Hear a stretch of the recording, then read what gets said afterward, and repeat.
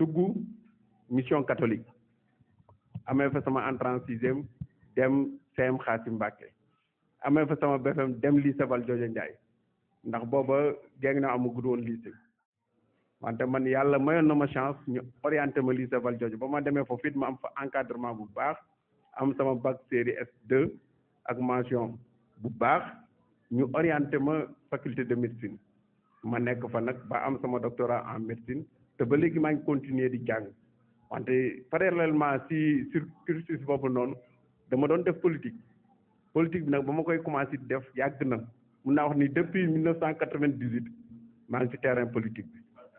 bi ci parti PDS PDS laa commencé nekk ca ba Souleymane nu mu génnee PDS man PDS occupé naa fa fonction yu bëri déjà UJTL au niveau communal maa ko jiite woon UJTL au niveau départemental moo doonoon secrétaire général nekk bureau exécutif national de l'UJTL occupé aussi poste nekk fa adjoint chargé des relations extérieures kon sur le plan politique am naa ci benn carrière boo xam ni mun naa wax ni candidat yëpp amul kenn ko ci am non Badiane Daba peut-être c'était au niveau local wante dans les instances au niveau national Badiane Daba ne bokk ci woon ci jamono jooju ndax jamono jooju Souleymane moo nekkoon leader bi au niveau communal nekk fi leader au niveau départemental wante man parallèlement à Souleymane au niveau de la jeunesse dama occupé woon fonction yi nga xam ne Souleymane aussi da ko occupé woon looloo tax ma ni peut-être sur le plan politique amul kenn koo xam ni fonction yi ma occupé woon sur le plan politique amul kenn ko ci occupé beneen aspect bi ci topp dans la gestion de la municipalité aussi foofu mën naa wax ni maire Daba moo ma ci ëpp lim ci def ci ay at ëpp bi nag c'est parce que daf maa mag moo tax mu ëpp ma ci bokk naa ci ndaw yi nga xam ni ñoo njëkk a dugg intégré conseil municipal j'étais le plus jeune des conseillers ci temps wu Souleymane j'étais le plus jeune des conseillers non dinaa ci ñëw dem au niveau def fa sama benn mandat deuxième mandat bi ñu gis ni man liggéey naa ñu gis ni ma engagé sur le plan politique mais dafa xëcc ma def ma tête de liste proportionnelle ma jiiteel ko liste proportionnelle rien que pour mu gagner si jiite liste proportionnelle boobu noonu ma jël sama alal sama lépp investir sur le plan politique ba liste boobu gagné ba ñuy tànn comme premier adjoint au maire dama am consensus su conseiller yëpp kon c'est parce que damaa liggéey sur le plan politique moo tax su ma demee nag ba toog tey jii nii doon le candidat à la jeunesse c'est parce que am naa vécu politique moo tax ma doon le candidat à la jeunesse ñu xamul ne analyse politique ma ko doon wax wala ñu xamul docteur Diallo ndax man je me rappelle en 2019 laa taxaw déclaré sama candidature ci mairie 2019 réunion bu ma njëkk organisé sama kër samay farandoo gi nii laa toog ni leen man je suis candidat non je suis candidat laa wax de waxuma ni je suis candidat à la candidature déedéet musuma taxaw ci benn chaîne ni je suis candidat à la candidature de Benno Bokk Yaakaar loolu mooy différence bi man dama ni je suis candidat à la municipalité de Guinguinéo déclaré sama candidature déclaration de candidature boobu ma def depuis 2019 laa ko def te man dama doon nit koo xam ne lépp lu ma wax dama koo gëm lépp lu ma wax it dama koy def su ma ko gëmul woon bëgguma ko woon a def du ma ko wax damay def comme ni nit ñi def rek je suis candidat à la candidature de Benno Bokk Yaakaar je suis candidat à la candidature de tel parti déedéet man dama ni candidat laa ci maire yi Guinguinéo un point un trait quel que soit alpha je serai candidat te l'avenir m'a donné raison instant bi je suis candidat j'étais dans la coalition Benno Bokk Yaakaar ndax sama parti bi ma bokk moo nekkoon dans la coalition Benno Bokk Yaakaar nekk ci ba léegi wante man parti tënku ma man li ma tënk mooy bëgg askanu Guinguinéo moo tënk askanu Guinguinéo daf maa jaral lu nekk te damaa xam ni naxe bi dafa yàgg te naxe bi dafa nar a ñëw ma taxaw jëm ko baare naxe bi weesu na sama coalition bi ma nekkoon naxe bi ci askan wi yëpp la ñuy nax yeneen parti yeeg ñëpp a ci yam dama leen di jox ay firnde Guinguinéo doomu Guinguinéo dañu war a fal fii au niveau de Guinguinéo koo xam ne fi la juddoo fi la yar xam soxla askan wi c'est très important xam sax soxla askan wi wante mënuñoo jëlee nit fële parachuter une tierce personne mu ñëw bëgg ni xam na soxla askan wi te da koy faj non déedéet askan balaa nga koy dimbali il faut nga ancré wu ci askan woowu xam ñan ñooy askan woowu loolu su weesoo li fi nekk ñun ñëpp xam nañ li fi nekk ba suñ bàjjan lépp lu mu mën moo koy def ku baax la ku social la wante nag social ak baax yorut municipalité c'est de l'expérience municipalité conviction moom moo koy doxal municipalité relation moo koy doxal municipalité du ay man kat je suis maire am na ñu ma wër ñooñu dama lay war satisfaire seen besoin non c'est une équipe te man équipe bi ma yoree nii mun naa wax ni dans toutes les listes nañ ko xool nañ comparer les listes y a pas photo suñu liste moo gën ci liste yëpp dama koy wax soo xoolee yeneen liste yi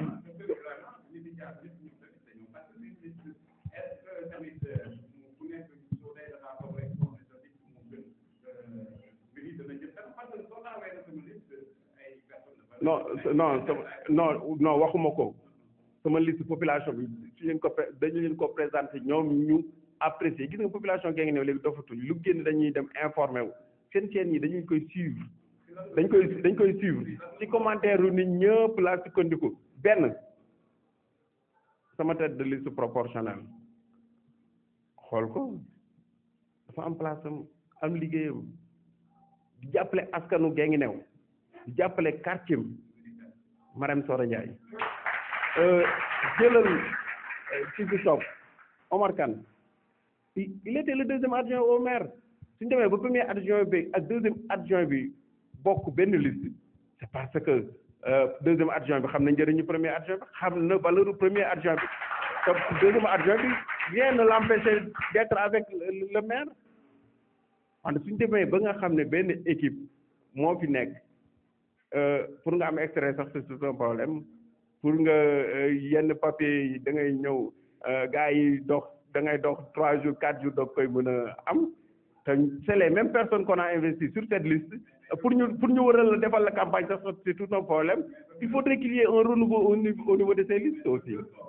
soo jëlee beneen liste bi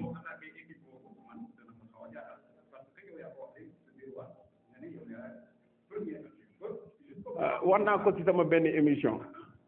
les compétences du maire pas de l'adjoint c'est le maire qui exerce le pouvoir article yi ñuy bind ci collectivité territoriale yëpp ci code des collectivités territoriales c'est applicable au maire pas à l'adjoint l'adjoint est délégataire suñ ko délégué wut dañ koy jox suñ ko joxut du liggéey joxuñu ma pour ma liggéey suñ demee ba nga xam ni suñuy def délégation yeneen conseil la ñuy jël wàcc fa adjoint bi kooku nag bëgguñu ko impliqué wante suñu ma impliqué woon la ma waroon a def naa ko def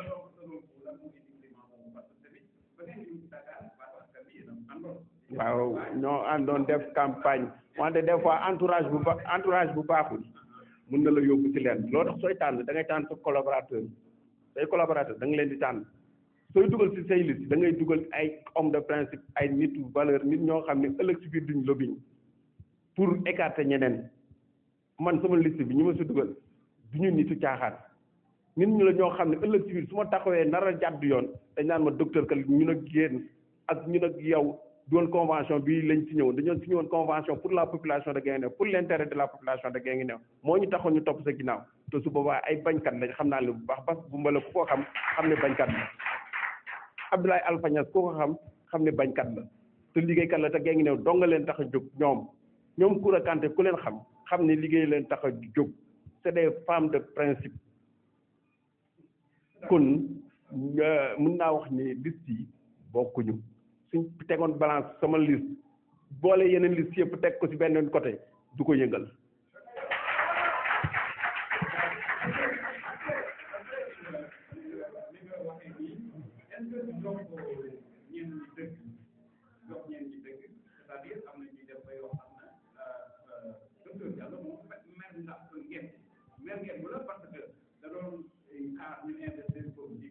non mais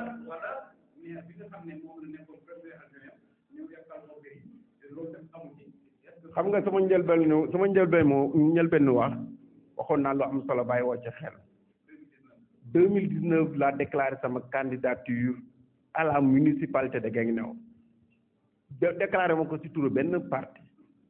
man dama ni bëgg bëre bañ bëre damay dem bëre ji loolu laa waxoon te loolu taxaw sama buntu kër BMS ak ñëpp taxaw ma ne leen man candidat laa ci élection yi di ñëw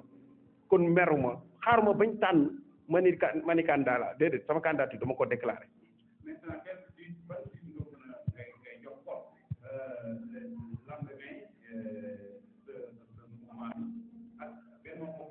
xam nga dañoo nekk man du ma wax ni sax Benno Bokk Yaakaar ndax Benno Bokk Yaakaar amut au niveau de Guinguinéo Benno Bokk Yaakaar amu fi ndax xam nga lu tax man la Benno Bokk Yaakaar amu fi APR moo fi nekk au niveau de Guinguinéo moo fa des au niveau de Guinguinéo prenez parti coalition boo xam ni man dama faa jóge te man je représente l'UNP ma jóge ci coalition boobu noonu avec tout ce que je pèse dans le quartier de Makodabara avec tout ce que je pèse dans la commune de Guinguinéo ma jóge fa waa réew mi jóge fa ndax le réew mi est avec moi waa Oser l'avenir jóge fa Djibi Diop muy koo xam ne nitu conviction la jóge fa une partie de l'APR jóge fa benn partie bi nekk ak man benn partie bi nekk avec Mamadou Moustapha Ndiaye kon lan moo des ci coalition boobu noonu la fa des APR une partie de l'APR moo des dans la coalition ndax mouvement de soutien boobu noonu ñu doon wax seyoon na ci jaayoon na ngorom bu yàgg ba sey ci APR gi looloo tax ñoom ñu def ko peut-être candidat kon Benno Bokk Yaakaar au niveau de Guinguinéo existé tout soo xoolee la fa jóge dafa bëri ils ont toutes ces difficultés là loolu moo ko waral kon suite boobu ñuy jox suñ mouvement ñun au niveau de la coalition après les élections ñun ñoo koy déterminer ndax man damaa dem coalition bokk ci geneen parti ensemble on va décider des lendemains de notre coalition.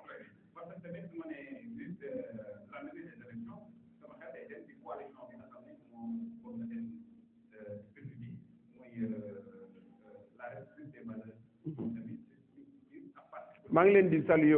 au passage ndax ñun wax naa ko sama njëlbeen wax nous sommes des hommes de principe de valeur réew ngor ñun ci ngor lañ ñu dox ñun doonuñu ñoo xam ni ëllëg ci biir leneen lu ci munti xew suñ coalition la ñuy taxawee li nit ñi xamul mooy gis nga république des valeurs boobu noonu ñu demee dafa am ñoo xam ne dañ fa milité ñëw bokk ci suñ coalition ba ñuy dem bay choisir récépissé ñooñu génne seen récépissé ñëw jox ma ko fii ci Guinguinéo récépissé boobu noonu looloo tax ñu demee ko looloo tax ñu demee récépissé boobu noonu kon suñ coalition c'est beaucoup plus vaste que li koy nit ñi di ko imaginer waa forum ci waa ñenn ñi nga xam ne bokkuñ ci benn parti ñëw ci suñu liste bi ñi nga xam ne bokkuñu ci benn parti mënu leen identifier ci benn parti nañu xool liste bi ñoo ngi ci c'est parce que dañoo xam ne ñun mën nañu ëllëg ci biir defar Guinguinéo te loolu rek a ñu tax a jóg.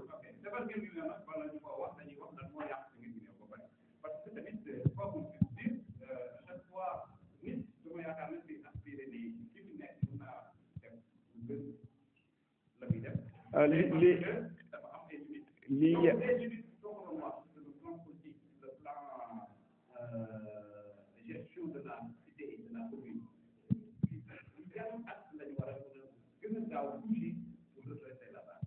sëñ Mansour yàqu ci Guinguinéo su ma taxawoon di ko wax mën naa ci def émission bu mat sëkk damay jël benn secteur bi ma nekk muy le secteur de la santé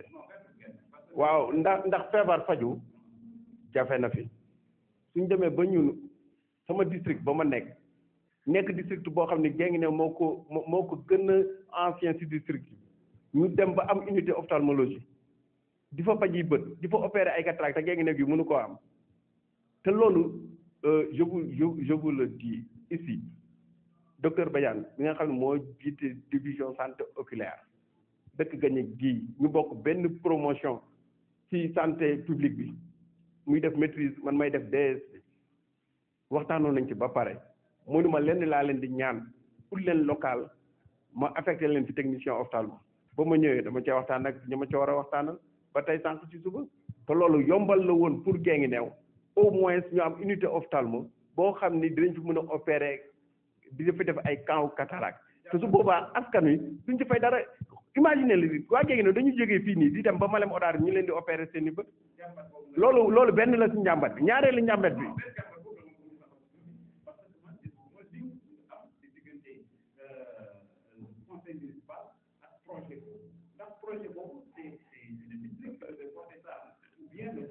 damaa xam texte comité de santé yi xam nga dama leen di leeral dans les comités il y a 2 instances ce qu'on appelle le conseil d'administration maire moo koy présider ou son représentant kon maire dafa am doole ci district bi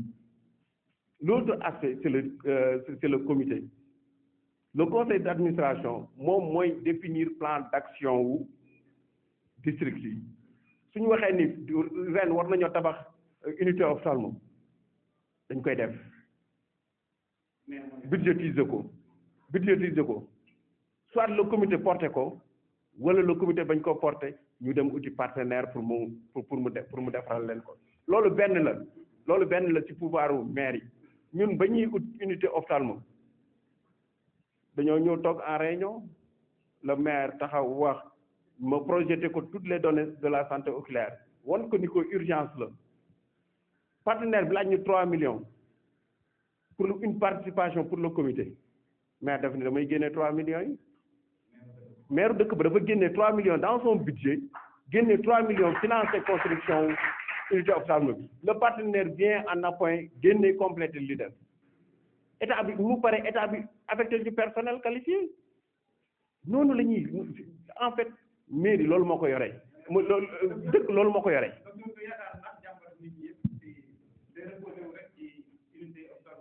loolu benn jàmbat la avant-hier dem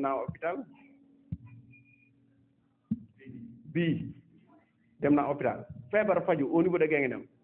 problème la difficulté la yow da ngay am malade li leen njëkk a jaaxal mooy hospitalisation ba chaque jour dans les réseaux sociaux ngeen ci Chérif Seye dugal groupe bi pann na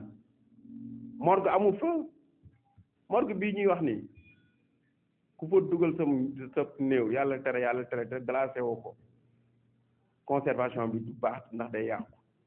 gis nga aliment soo koy conserver dama lay jox exemple rek frigo nga koy def moins da war a inférieur à 0 degré clim yi c'est au minimum 16 degré lay yem clim bu mu munti doon au minimum 16 degré 16 17 degré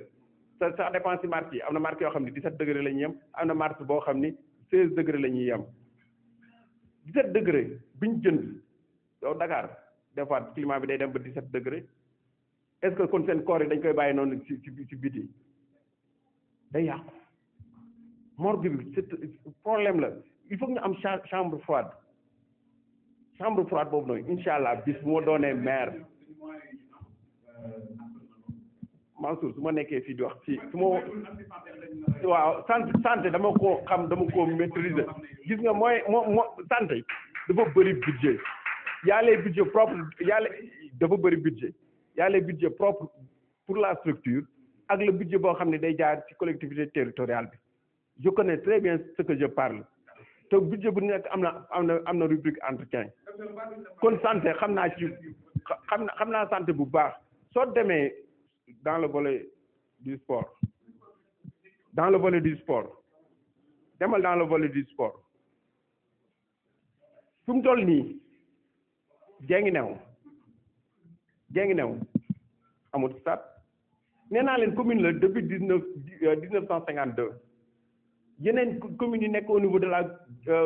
du département de Guinguinéo ñu si bëri au moins seen stade commencé naa fonctionnel wante ñun fii terrain Charles Ndiaye nga xam ne ñun fa lañ juddoo fa lañ yaroo màggee fa ba footballé fa ba retraité fa ba suñuy rakk di fa ñëw ba fu mu toll nii suñuy sët somatu dinañ ca football mun ñoo fexe ba am un stade digne de son nom ndax lan chaque jour ñu voté ay budget yoo xam ne war ko fa dugal demu fa non man waxuma ko déedéet non waxuma ko dañoo invité maire bi mu ni voté nañ yoon voté nañ ci budget wante dañ ko def ci clôture école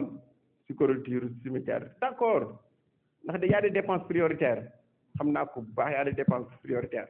wante fii je rappelle que ni le ministre Matar Ba ba mu fi ñëwee man maa ko recevoir y avait Maguette Ba y avait Pape Ba ñu recevoir ko fa ci stade bi il nous avait donné rendez-vous au ministère des sports am na ñu fa dem nag wante bañ demee la ñu waroon négocier wuñ ko non xaw ma lu tax négocier wuñu wante délégation ba ñu waroon former nañ ko former moo baaxul su fekkee ni dañuy dem pour faire du tourisme dem naa Dakar rencontré naa ministre ba négociation dafa am ñu ko moom am ñu ko mën ña xam ñoo war a négocier wante su fekkee jëloo prévoir loolu ci sa conseil municipal au moins nga uti beneen expertise au niveau de Guinguinéo am na si ñoo xam ne mën nañ koo négocier nga jël leen signal nañ fi nit fii nii madame la maire signé na fi nit jour bi muy koy diingat fii nii au niveau du conseil municipal il était présent ñu signal ko fii mu ni noonu day dem uti partenaire à l'extérieur gazon yooyu noonu yëpp ba ñëpp population bi c'est très bien madame la maire signé comme demee boppam la négocier pas pour Guinguinéo yëpp fi la ñu fekk wante man incha allah bis bu ñu ma faloon at ma ca topp dañuy football ci terrain kooku man maa leen ko wax te loolu benn la ñaar la ci problème yi l'emploi des jeunes au niveau de Guinguinéo xoolal jeunes yi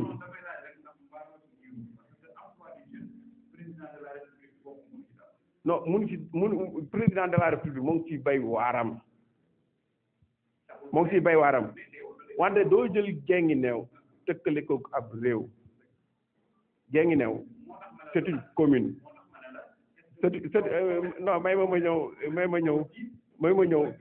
y a deux situations qui vont se poser yow emploi yi nga mën a créer ak conditions yi nga mën a créer pour nit ñi mën a defal seen bopp proposition bu njëkk il faut que les jeunes ñu former leen pour ñoom ñu mën a gérer seen avenir am nañ ci centre de formation professionnelle wante non am na ñu fa nekk am na ñoo xam ne problème inscription sax daf leen tëb pour ñu dem inscrire ci centre de formation yooyu noonu wante su fekkee ci am nga benn souci ci sa population su boobaa yow en tant que maire yaay créer condition yoo xam ne jeunes yooyu nga xam ne mënuñu inscrire nga inscrire leen pour ñu def formation au moins ëllëg ci biir suñ génnee seen formation yooyu noonu dinañ am li métier dem liggéey pour seen bopp dinañ doon électricien dinañ doon lii assurer seen avenir boobu yaa ngi créer emploi loolu mooy créer les conditions pour que nit ki mën na tekkil boppam ndax ñun ñëpp dañ ñoo jàppal état bi daf ñoo jàppale pour ñu tekki beneen aspect bu ci topp mooy yow yaay indi ay conditions yoo xam ne ni jeunes yi dinañ ci mën a liggéey man j'ai vécu l'expérience dans le département de Kaffrine dans la région de Kaffrine avec les fermes Anida te Anida fu ñu basé wu fii dans la région de Kaolack di ñaan ba ci Kaffrine di ci bénéficié wu asama Guinguinéo bi nga xam ne bokk na ci région de Kaolack dans les fermes Anida c'est le maire qui écrit li ñu lay demandé mooy parcelle bu ñu mën a exploiter pour ñu mën a exploiter Guinguinéo bëri na suuf car macha allah su boobaa di nga def agriculture.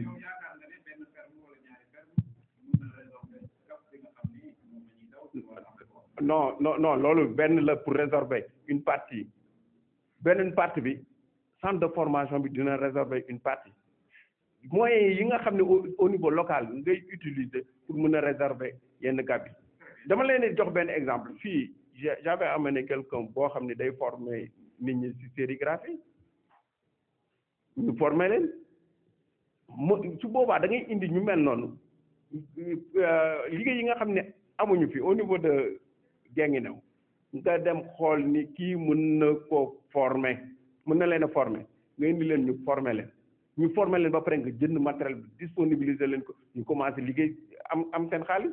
beneen aspect bi ci topp te bu ci ëpp solo c'est les femmes nos braves dames dañuy sonn chaque jour si il faut ñu utiliser leen ndax xam nga loo non dañ leen di dimbali en fait ñun ñëwuñu pour utiliser leen am na ñoo xam ne dañuy ñëw ne la naa labal 5000 francs nga teg ci 500 muy 5500 imaginez man ma demoon ut sama 12 millions jigéen ñi ku ma ci lebal 10 000 nga fay ma 11 000 120 personnes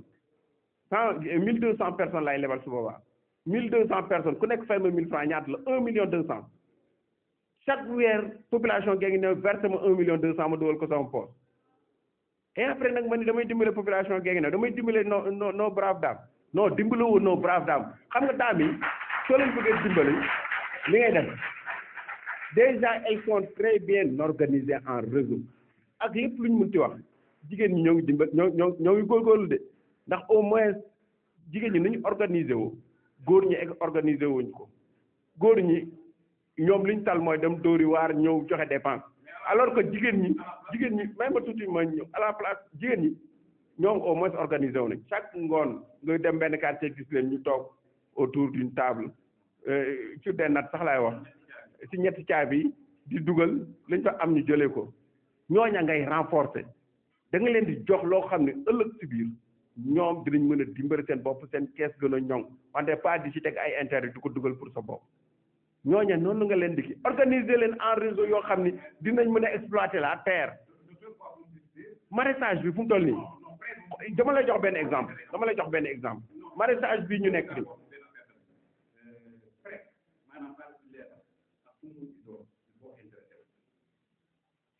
il faut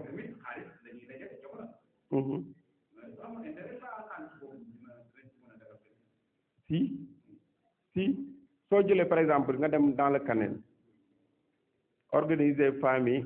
en 4 parties diviser Kanel en 4 parties ñii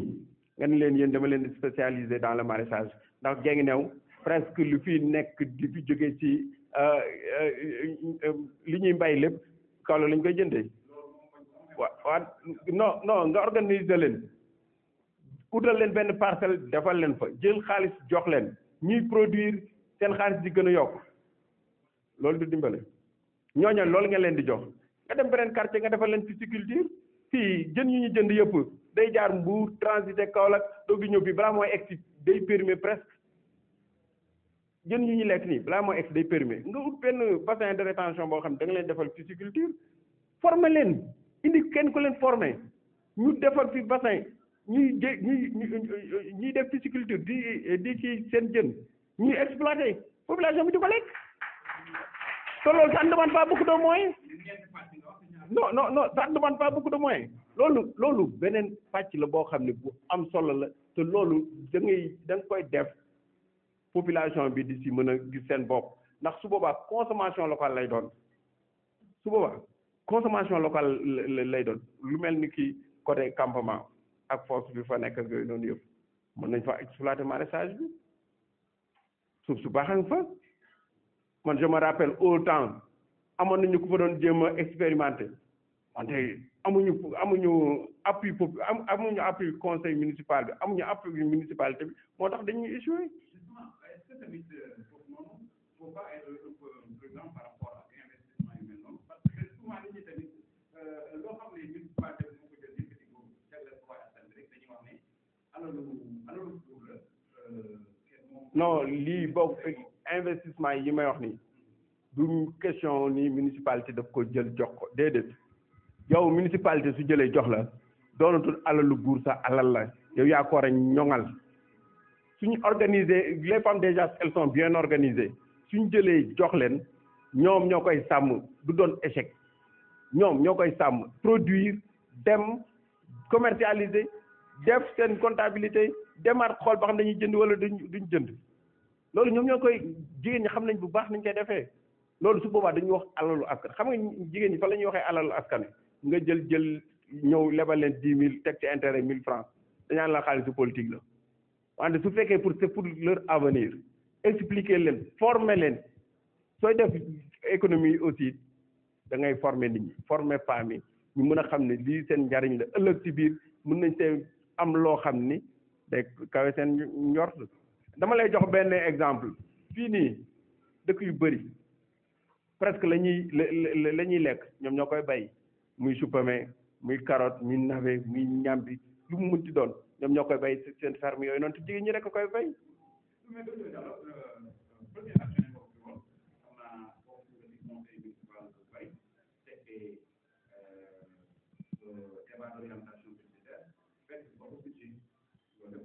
non débat d'orientation budgétaire moom soo bëggee dégg-dëgg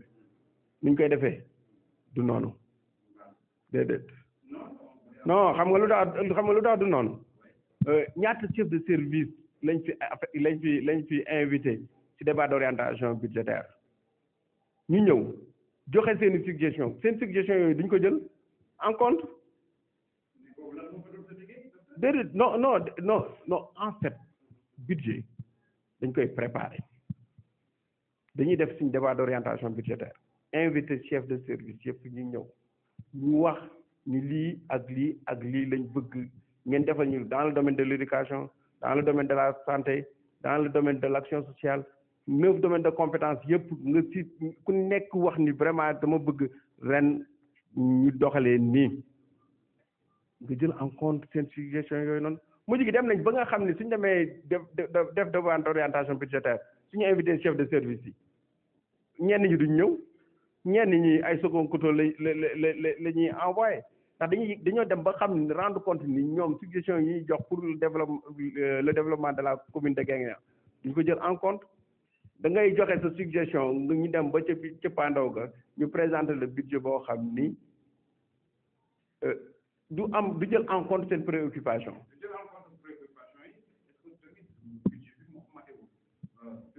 non en fait budget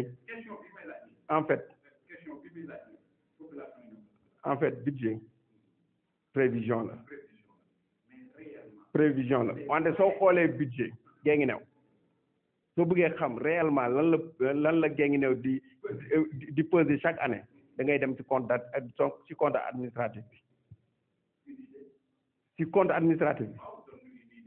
presque 200 millions par an Guinguinéo dinañ ko consommer 200 millions par an war nañ cee mën a def dara fonds d'investissement bi bëriwut day tourner aux alentours entre 5 des fois mu varier ba 6 millions kon 6 millions li ñuy tabax ak loolu 6 millions wante fonctionnement dañ koy prévoir ci budget bi wante su fekkee da nga am budget par exemple 100 millions nga jël 60% yëpp muy 60 millions def ko ci fonctionnement commune bi du dem commune du dem fonctionnement non am nañ njariñ wante warta bëri gis nga ñun dañuy liggéey ci budget ndax suñ budget structure de santé yi ñun ñoo koy defar partenaire su ñëwee di investir dans le domaine de la santé dañuy tëj nit ñi defal leen budget pour seen district wante partenaires yi soo xoolee budget dafa am rubrique le budget doit être équilibré loolu lañ lay njëkk a jàngal le budget doit être équilibré lépp warta dem ci fonctionnement dañ naan la par exemple 25% mun nga ko def ci fonctionnement su ko defee day nangu xel da koy nangu ndax dañuy jàpp ni ñaar fukk ak juróomi mun na dem ci fonctionnement bi bokk na lépp luy produit kii lépp luy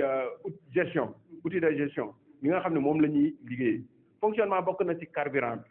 fonctionnement bokk na ci salaire yeeg yooyu noonu yëpp mun na ca personnel beeg yooyu noonu mun na ca bokk wante des fois dans certaines municipalités ruse bi ñuy def mooy au lieu que ñu jël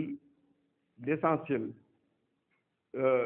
dans le fonctionnement budgétiser ko non dañ ci def lu bëri ndax damay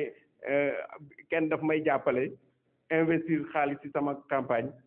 pour ma neexalee ko xaaral ma jël doomam dugal ko ci alors que ça ne doit pas se passer comme ça. Un budget doit être équilibré. Un budget da ngay xool yow en fonction de tes possibilités si en fonction de tes possibilités là nga war a recruter wante recrutement nii damay recruter pour recruter nii rek non non ce budget lu muy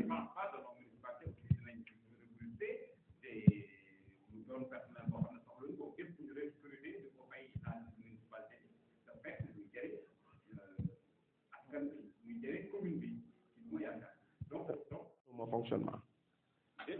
non xaaral non dafa ndànk soxla ma fonctionnement bu dem ci yenn pourcentage soxla ma non loolu sax du ma ko def 60% fonctionnement du ma ko def je vous dis le budget doit être équilibré dafa ay pàcc la dafa am partie boo xam ne dafa dem ci fonctionnement dañ naan la fonctionnement kat war sa dem ba temps ci ñun li ñu jàng dañ naan ñu fonctionnement par exemple war sa dem ba à tout de 35% maximum 35% budget bi su demee ba baax pour partenaires yi valider ko dañ naan la fonctionnement au moins defal ko 25%. investissement nga def tant de pourcent noonu la ñuy budgétiser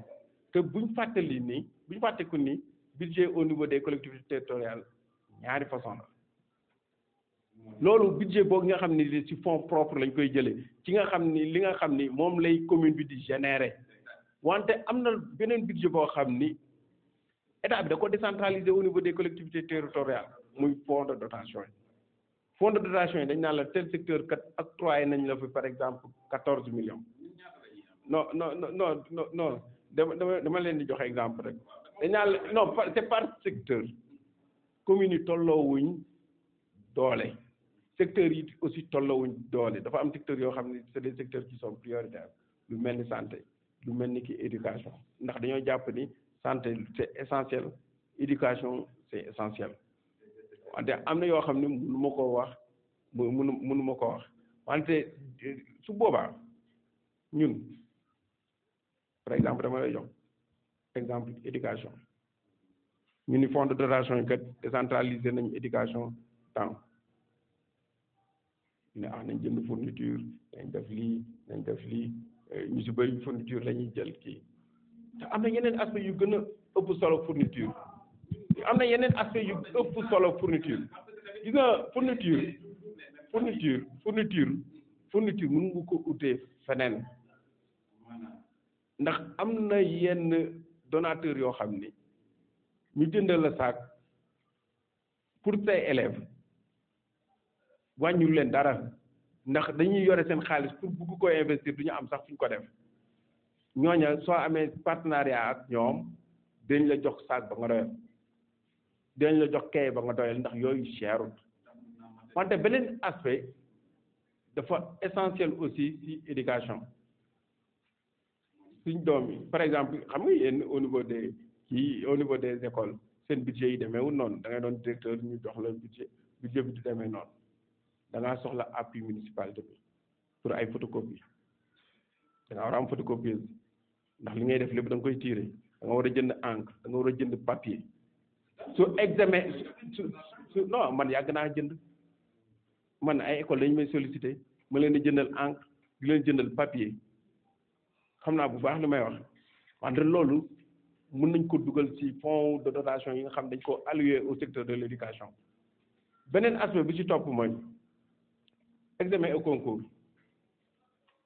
man li may gis municipalité yi di def dañuy subventionné rubrique boobu noonu ndax ñiy ñëw dañoo soxla ku leen dimbale ñiy ñëw di surveillant yooyu noonu ak organisation pratique gu concours yooyu noonu ak examen yooyu noonu municipalité bi dafa ci war a dugal loxoom ndax ay élèves am lañ population am lañ dañ leen ci war a appuyer pour organisation bi ñoŋ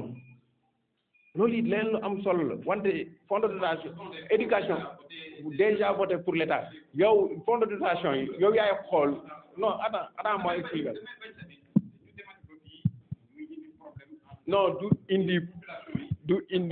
indi problème ak population beeg collectivité territoriale bi xam nga lu tax ma wax la loolu xam nga non c'est le maire qui définit looloo tax par exemple man su ma joxee fonds de dotation ni ma éducation dañ lay jox éducation ni la 20 millions répartition ba ku koy def le conseil municipal su ma nee damay jël 4 millions yi par exemple jëndee ko ay sac bind ko ci budget bi da ngay ñëw ñu voter la ko wante su ma xoolee en fonction rubrique yi ñu may présenté yëpp ni ma lii war nga fay mën a def lii war nga cee mën a def lii mën nga cee def lii mën nga cee def lii damay xool en fonction chef de service ba lu mu waxoon ni naa ko jàppale foofa technicien ba la mu waxoon naa ko fa jàppale kay man en tant que chef de service suñu ma affecté dans un département conseil municipal ba di defar budget wooma ma xam ni les médicaments c'est essentiel rupture warta am dans les médicaments kon man dama naan nañ ma jox médicaments yu doy pour population bi mën a kii évacuation population warta jënd carburant nañ ma dolli carburant nañ ma jox carburant bu doy samay véhicule dama ko war a entretenir nañ ma jox entretien bu doy bu dolli nañ ma jox entretien ma ni man kat dama am problème groupe électrogène ma inscrire ko ci rubrique entretien noonu la ñuy defaree budget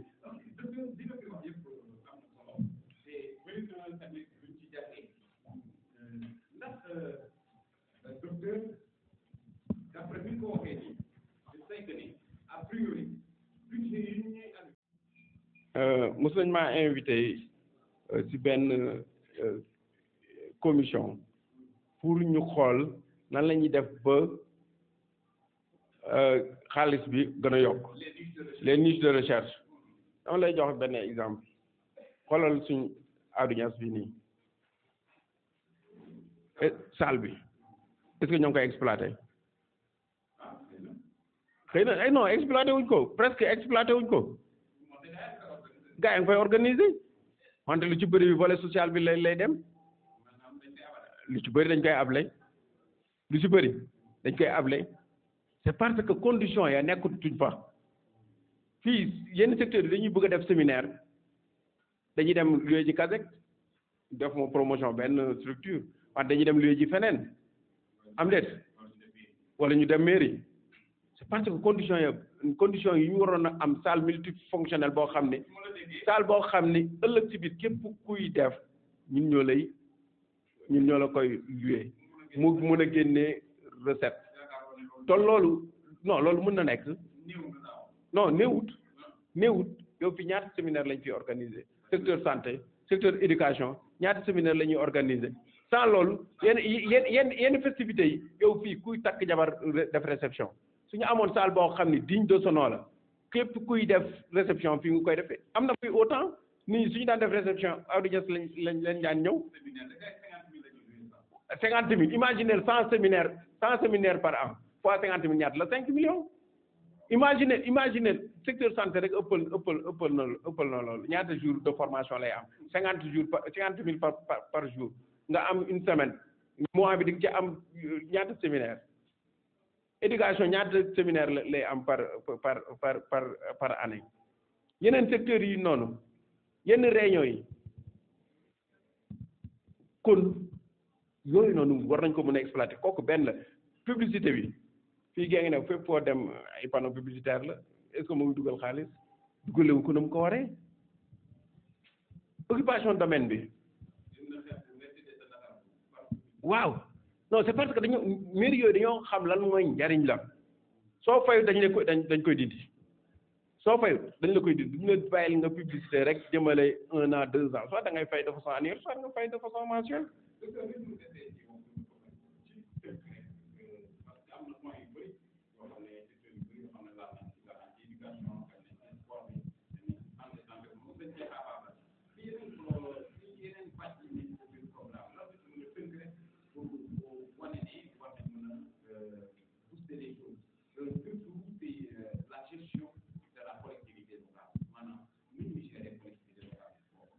gestion collectivité balaa may dem ci gestion collectivité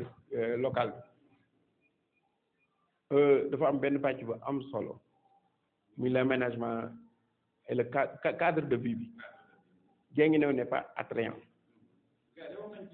Guinguinéo n'est pas attrayant ndax non dañ naan la non reboisement non dafa am plan boppam gis nga aménagement wu commune dafa war a am plan ay experts ñoo toog xool ko étudier ko ni fii kat war nañ fay def benn espace vert fii war nañ fay def terrain de football fii war nañ fay def benn nu mu tuddati aire de jeu noonu lay Guinguinéo war a doxee te man je m'engage à ce que bis bu ñu demee yow fii da ngay am sa gan guddi gi foo leen jëm da ngeen def le tour de la ville daal dem toog daal demaat sa kër toog chaque guddi nga def le tour de la ville daal dem toog alors que waroon nga am benn cadre boo xam ne da ngay ñëw féexal sa xol lépp loo bëgg a jënd mu am fa cadre boobu noonu amuñu ko te cadre yooyu noonu am na ci yeneen ci yeneen ville yi man dama leen jox benn exemple rek dem naa Dakar rond point Philippe Senghor ma egg fa 22 heures gis ñuy jouer football ñuy jouer pétanque di jouer pétanque Guinguinéo dañ daan jouer pétanque man je me rappelle sama suñu grand yi chaque ngoon dañ daan jouer pétanque bon man jot naa say jàng sax pour jouer pétanque suñu amoon benn cadre boo xam ne guddi gi ñooñu dañuy continuer di pratiquer sport boobu noonu te sport boobu noonu presque moo ngi commencé disparaître alors que nit ki mën na dem liggéey ba wàcc 19 heures julli timis daal di doxantu nànk wala dem nànk defi sport wala dem nànk def benn pétankam wala def nànk féexal xol ndax féexal xol bokk na ci wér-gu-yaram te loolu il faut ñu am cadre beneen aspect bi ci topp boo xam ni aussi c'est très important la transparence dans la gestion de la collectivité territoriale c'est très important budget yi ñu voté dañ ko war a afficher budget yi ñu war a voté dañ ko war a partager man war naa nekk France wala sama doom nekk France wala sama mag nekk France xam ne Guinguinéo kat budget bii lañ voté ñu koy suivre de pas à pas suñ demee ba année bi jeex ñu publier waat compte administratif bi def benn rapport ni at mi kat lii lañ jotee financé lii ñu jot ci financement wala lii ñu jot ci suñu recette ci lii lañ ko dugal ci lii lañ ko dugal ci lii lañ ko dugal mu am une transparence ñun dañu koy defloo dans suñu secteur yi ñuy kii chaque année dañuy demander rapport ñu envoyé ko loolu mooy gestion du amateurisme non doylu ma sax damaa bëggoon a continuer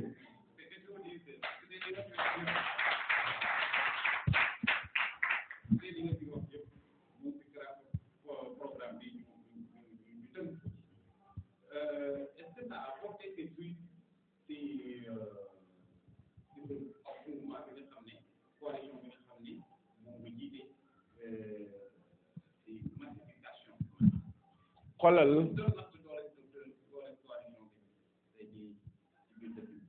non doole ji moom naa ko bàyyi ba le 23 wante xam naa ni nag moom nit ñi ñoo ngi ñuy bàyyi xel bu baax a baax nit ñi ñoo ngi ñuy bàyyi xel bu baax wante comme que làmmiñ moom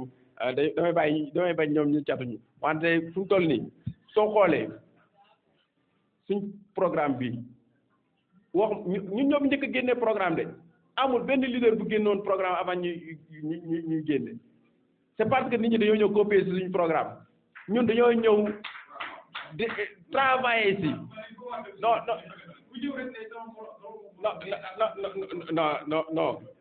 non kan moo fi njëkk a publier nañ ma wax ñun ñoo njëkk a photocopier distribuer fi ñu ko war a distribuer yëpp ñëpp approuvé ñu gis ni population bi ñoo ngi approuvé suñu programme ñu dem lijjanti seeni programme bind ko ci langue bu leen neex wante xamuñu ni gestion collectivité territoriale dafa am réalité mun nga wax ni non mun nga def sa programme ni ko non damay dem indi usine fii damay dem indi fii nii lii damay dem indi fii lii non bokkut gis nga l'état c'est bien structuré dama leen di jox benn exemple ci mairie Dakar amul benn année ñu ni dañoo bloqué ay fonds état lépp luy dugal ci collectivité territoriale dafa am droit de regard ci loolu xam fan la jógee fan la war a dugg de l'état nit ñi nag loolu la ñu xam dañoo def ni dañuy dem rek daal di dem France dem États-Unis dem fii ñëw daal di ne am nañ partenaire dañ koy indi fii non ça ne marche pas comme ça déedéet du doxee noonu dafa am yoon dafa am ñoo xam ni état daf leen fa teg ni leen yéenay xalaatal pour su fekkee maire bi am na benn partenaire buy ñëw di dugg ci collectivité territoriale pendeel nit dañuy ci ARD agence régionale de développement des collectivités territoriales fa ngay jaar soo fa jaaree la nga war a indi ci partenaire ñoom ñooy xool ba xam méngoo naag suñ politique de l'État ndax xaalis bu lewut dafa bëri ci àdduna bi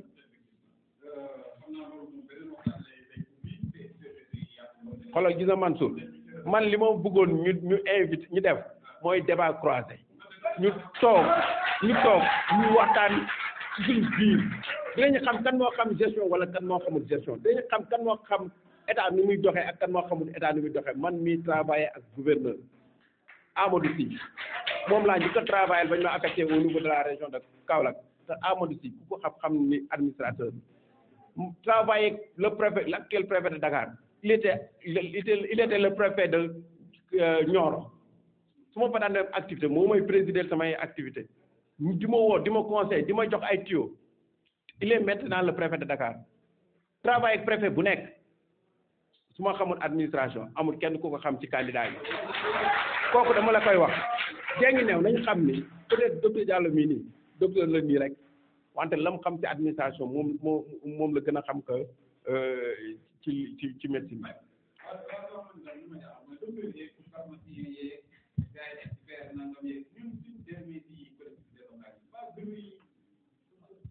non gis nga dama lay wax leen dama lay wax leen non duñoo biir ci politique c'est parce que nax bi dafa bëri ñu war a xam ñi xam ci collectivité territoriale dañoo war a engagé wu ala fokar doon na ko jeunesse bi nga xam ni xam nañ ni muy doxee war nañoo éveiller seen population nekk investir dans la politique pour dimbale seen askan ñun looloo tax soo gisee li tax ñu jël suñuy moyen personnel amul kenn ku ma dimbale ci campagne bi amul kenn ku ma ci dimbale ma jël samay moyen personnel investir ko c'est parce que dama xam ni ça doit arrêter nax bi dafa bëri géngi ne dafa war a décoller ñu defar suñ programme ñëpp apprécier ko dama ci injecté xaalis ndax xam naa ne mooy développé géngi new man su ma demee ba doon premier adjoint au maire sama salaire musuma ko laal ci collectivité ci mairie quand même su ma bëgg sama dëkk dama ko woon def xoolal bis bu ma faloo lii ñuy jàmbat étudiants yi di ko jàmbat ñu koy jàmbat ci hôpital bi di ko jàmbat dans le volet de la du sport aménagement territorial lii engagement bii ma jël na ma population bi évalue ci samay 5 ans de règne dama koy def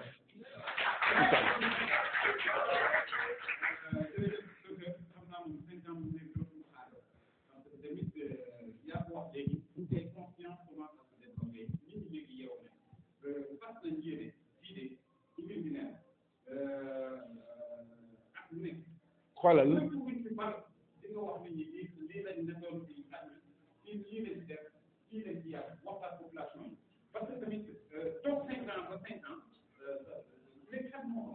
xoolal wax naa la ko xam nga wax naa la ko sànq ci sama biir wax ñii la collectivité territoriale chaque année dañoo war a defar rapport boobu présenté ko seen population taxaw nii comme ni ma defee nii ak yow débat nga ni ma sa programme kat volet bii nga di waxoon volet bi ndax programme dafa am à court terme à moyen terme ak à long terme am na yoo xam ne mënoo falu rek daal di koy def am na loo xam ne da ngay dem ba ca xaajal ba fekk muy doog di jur njariñ am yoo xam ne nga dem ba ca fin ba ci cëppaandaw ga nag muy doog di mën a réaliser wu wante chaque année da ngay planifier li nga war a def annuellement man je m'engage chaque année su ma planifier damay ñëw taxaw fii ni leen lii planifier naa ko pour année bii nii su année ba jeexee dinaa ñëw ni la ma planifié woon lii laa ci def lii mënu ma ko def ndax lii population bi toog ñëpp xam gestion transparence boobu noonu participative boobu noonu dafa war a am ci collectivité waru ñoo bàyyi maire mu nekk fii di buur di bumbi di jël naan xaalis bi nañ ko réorienté fii man ka dama am problème fii nii nañ jël voté réorienté budget bi fay nañ def lii nañ def lii loolu dafa war a dakk gis on a donné beaucoup de pouvoir au maire man je le reconnais on a donné beaucoup de pouvoir gis nga taxi yi dañ ko war a réviser maire bu fi defut lu mu war a def war ñoo xaar sax 5 ans millimètres dañ ko fa war a jëlee loolu mooy yoon ndax xaalisu askan wi la ñuy gérer comme que xaalisu askan wi la ñuy gérer waruñu ko jaawale suñu xaalisu poos di ko gérer comme nu mu ñu neexee déedéet dañ cee war a waree askan gis nga askan su la falee jiital du c'est parce que da nga faa ëpp njàng du c'est parce que da nga faa ëpp xam-xam c'est parce que dañ laa wóolu xam ne lañ la dénk di ko mën a exercer pleinement wante lañ la dénk it aussi sa askan war nga leen di gestu bu baax a baax di leen rendre compte ndax ñoom loolu la ñu lay xaaree.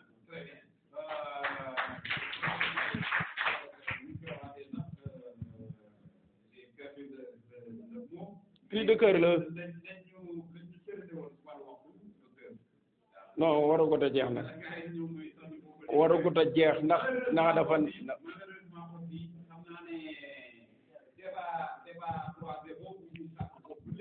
man nag loolu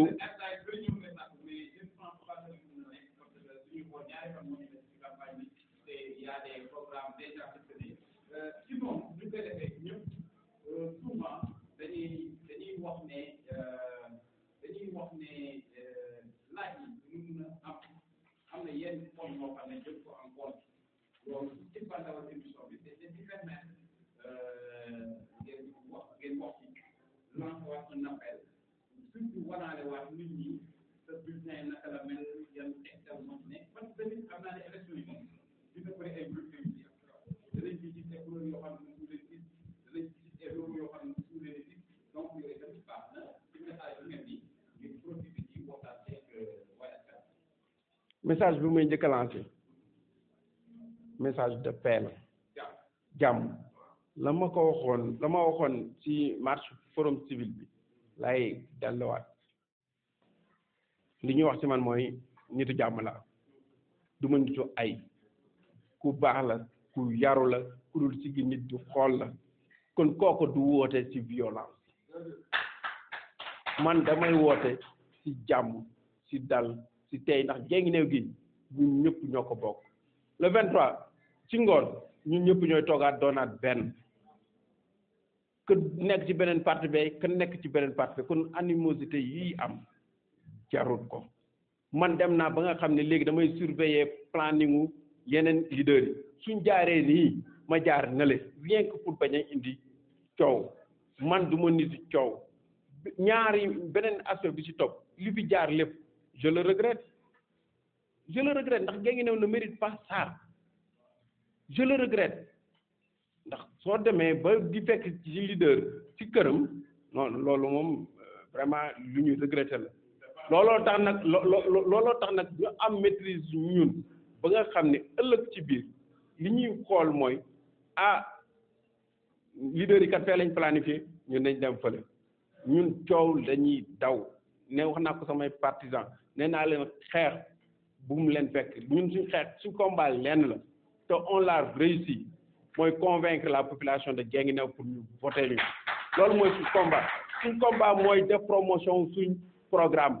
loolu mooy suñ combat expliquer la population de Guinguinéo ñu leen on a un programme solide pour développer Guinguinéo te xam nañ yoon ba xam nañ ni ñu war a jaare pour mën a développer Guinguinéo te bëgguñu daraay askan wi bëgguñu daraay xaalis ci askan wi su ñuy jël suñu xaalis ñun gars yi dañuy faral di wax man je ne suis pas maire mais j'ai un bilan j'ai réalisé beaucoup de choses au niveau de Guinguinéo ci domaine boo mënti jëlal éducation bi ñaata salle de classe la réfectionné bu ma njëkkee toog comme premier adjoint au maire école dafa def délégation won ma ay image ni ma suñ salle bi perron bi nii la mel man leen lu koy defar ñun ma temps ma koy defar ma yëkkati sama xaalisu bopp jox leen ñu leen dem leen ngeen defar ko ñu dem defari ko ñaata école laa jëndal ay outils de gestion ñaata école laa jëndal ay encre ay nu mu tuddati photocopieuse ñaata école ñoo mooy sollicité ci ay chaises yoo xam ne enseignants yi dañ cee war a toog loolu benn domaine la deuxième domaine bi mooy bi nga xam ne ndax nit ki ca la nga nekk da nga cay jaamu yàlla dimbali ci nit ñi te man ku ma xam ne médecin la docteur la population bi dañuy am jafe-jafe ci seen wér-gu-yaram fii moom amul benn candidat bu fi taxaw ni lii may def ci santé moom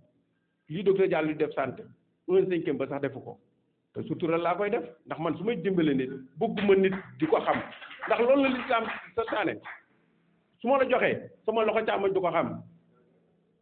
damay ruus sax di joxe nit di ko gis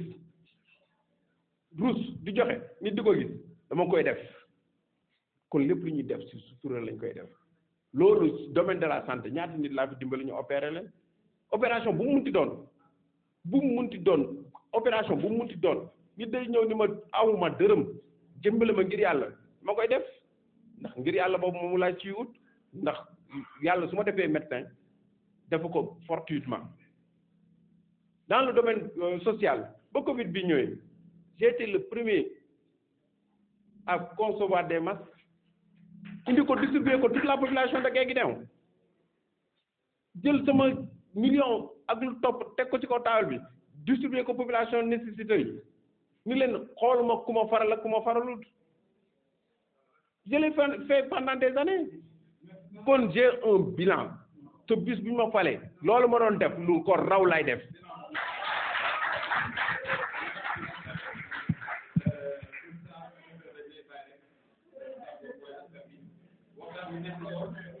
askan wi daal lu ma leen di wax mooy bii mooy bulletin bu baax bi bii la mooy bulletin bi nga xam ni moo am loxo biñ ngëb bi bulletin boobu noonu mooy am loxo biñ ngëb bi mooy bulletin bu bleu bi boobu noonu mooy bulletin bu baax bi su fekkee dañoo bëgg a fal docteur Diallo am ci moom confiance am ci moom xam ni mën na gérer municipalité bi xam ni plan bii ñu programme bii ñu teg programme bu mën a développer Guinguinéo la bii ngay jël dugal ko ci enveloppe bi jël làmmiñu enveloppe bi rabaate ko ci biir ba bulletin bi du feeñ jarul coller jarul def dara nga ñëw dugal ko ci urne bi vote yi nag ñaari vote la dafa am vote pour le département am vote pour la commune soo laajtee ñu leeral la ndax président bureau de vote bi loolu lañ ko fa tegee secrétaire ba loolu lañ ko fa tegee soo nee damaa bëgg a voter pour département mun la table bële ngay dem jël bulletin yi damaa bëgg a voter pour la commune mun la table bee ngay jël ci rangée bee ngay jël nga dem jël suñ bulletin dugal ko ci enveloppe dem ci mbañ ngàcc ba dugal ko ci enveloppe ba ñëw dugal ko ci urne bi xaar vive docteur le 23 janvier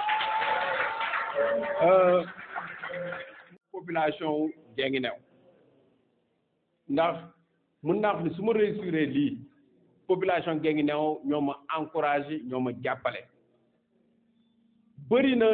ci ñi may àndal ak ñi nga xam ne ñoo ngi ci biir askan wi di yëkkati seen ñaar dërëm seen ñetti dërëm di ma jox ni ma docteur du courage ndax dañoo jàpp ni man mi war naa mën a développer Guinguinéo dañoo jàpp ni man mi engagement bi ma am ci Guinguinéo amul benn candidat bu ko am moo tax ñu def loolu nag maa ngi leen ciy gërëm damay dem ci kër ñu yaatal damay dem ci kër dañ may woo sax ni ma forcé ma ni ma kaay añ ma toog añ toog naan ataaya xaar na ataaya naan ak ñoom ndax damaa bokk ci ñoom damaa bokk ci askan wi damaa bokk ci Guinguinéo dem naa ba ni man jar mënoon nañoo commandé ay poster de wante jaru ko ndax docteur Diallo moo ngi ci biir kër yëpp photo moo ngi ci biir kër yëpp image am moo ngi ci biir kër yëpp koo wax ni docteur Diallo mu ne xam naa koo wax mu ni docteur Diallo nga ne ko loo ko xamee mu ni ku baax la ku yaru la ku mën a dimbale nit ñi te loolu la ñuy soxlaa njiit day baax laa biir mën a dimbale nit ñi te incha allah su ma faloo dinaa ko def.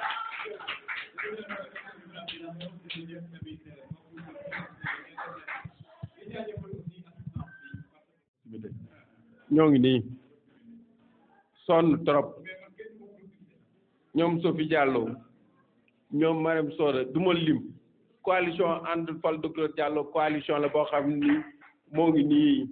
RV République des Valeurs daf cee nekk UNP nekk ci Osez l'Avenir nekk ci indépendant yi nekk ci réew mi nekk ci ñëpp nekk ci kon man ñaanuma yàlla 4e génération di ma diriger ndax 4e génération mooy ñi nga xam ne dañoo dem ba retraité te loolu baaxul maa ngi leen di nuyu di leen gërëm di leen sant jërëjëf.